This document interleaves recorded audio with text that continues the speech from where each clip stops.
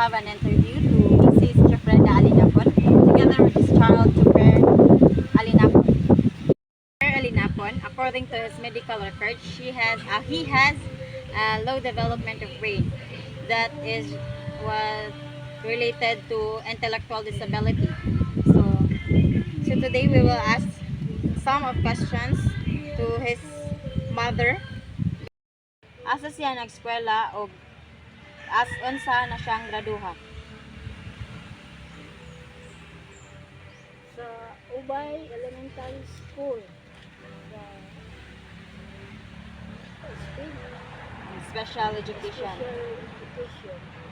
Next, gitipo ba siya sa classroom kauban ang mga normal students, like naa siya sa inclusive nga classroom, or gilahi silang mga bata nga parehas niya nga naa special needs? Gilahi sila o room.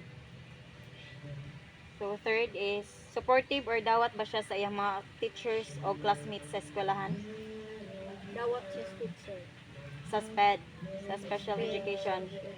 Naka-experience ba siya og bullying or na instances nga siya sad ang mubuli sa iyang classmates?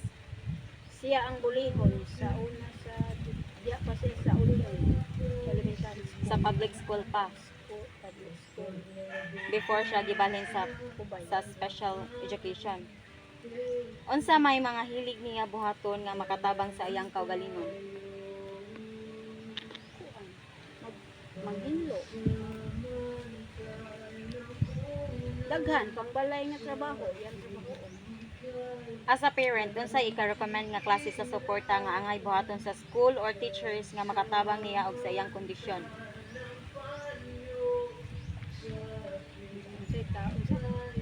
Unsa nga mga suporta nga angay buhaton sa school or teachers nga makatabang sa iyang kondisyon?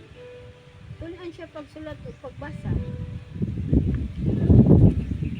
So as dakuan, patience o pagsabot no Ug sa iyahang pagsabot sa iyahang kondisyon. sitwasyon karon sa iyahang pangutok na Aduna ba'y mga babag nga iyang nasugatan sa panahon sa mga kalihukan sa eskwelahan?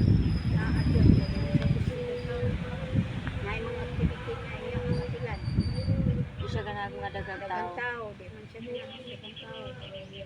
Unsa may na-feel nimo te nga naa siya mga nakatunan sa eskwelahan? Siyempre, malipay. Siya naman gamay, kamaw siyang sulat, kamaw.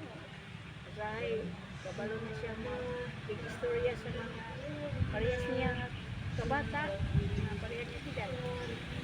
O unsa may imong dakong panglangtaw para Metro Pair sa karon nga school year ug sa umaabot pa? Kuan, nga magpadayon siya o eskwela nga na siya daghang makatunan. Dali pa sa iyang sitwasyon. Inay kayo ang iyang pangutok. So maura ka today, daghang salamat sa higayon nga imong gihatag kanako. Salamat pod kay nisugot ka nga makig-interview nako karon para sa ako ang project.